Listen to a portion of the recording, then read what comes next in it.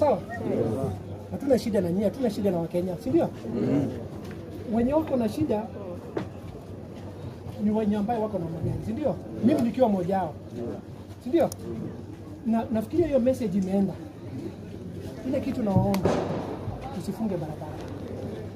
Tusirushie watu mawe. Ukirusha mawe saa hizi, ugonge mmoja wenu hapa. Sio pengine hata ni ndugu yenu. Si hata ni baba ya mmoja wenu hapa. Na hiyo mawe ukirusha, utajua inaenda wapi? Huwezi jua. Si itagonga ndugu yako ama igonge baba yako. Haina maana. Sawa? Sisi watu ya Kiambu tuache mambo mengi. Sawa? Tueleze wengine, tuache kuanza kufunga barabara. Kama ni magari zisibebe. Sawa? Magari zisibebe, lakini msirushie watu mawe. Imagine kuna hapo hospitali ni hapa, kuna wenye wanapelekwa hospitali. Sasa hivi nimekutana na mtu amebeba mtoto ya miaka 5. Imagine mtoto ya miaka 5 anabeba na mkono anapelekwa hospitali. Si ni shida? Tafadhali tusiumizane. Tujaribu kuangalia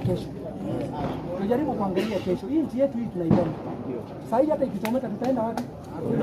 Wapi tutaenda? Hakuna. Ukienda mafuta sasa nakwambia maneno ya mafuta tayari hiyo message imefika. Si ndio? The main aim ni kufikisha message. Na imefika. Sasa ya nini kwanza kuendelea kufanya mambo mengine? Na hata so you people wenye mko hapa ndio mtakuwa ambassadors wetu wa Kiambu. Mwambie wengine wasifanye nini? Wasifunge barabara na wasirushe mawe. But we don't sisi wenyewe tuwekee amani. Hii maduka iko hapa. Kuna watu wengine, kuna Watanzania wamekuja wamefungua duka hapa. Sisi wa Kenya. Tukiharibu duka yetu sisi wenyewe na kuna watu 5 wanaandikwa hapo, kesho watakuwa wapi? Si stress. Kwa hivyo tafadhali tuache hiyo maneno, sisi tuwe na amani. Sawa sawa?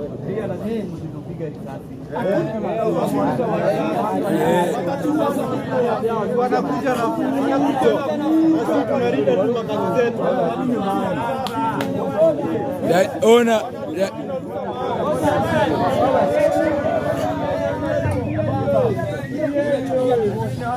Sasa ile tunaongea moja sasa, umesikia maneno mnasema hakuna mtu atawapiga risasi. Sawa. Sawa. Hata sasa hivi unasikia napiga nimesema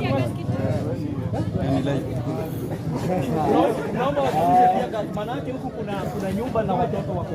Umesikia hata nikisema wasirushe. Umesikia wamerusha tena?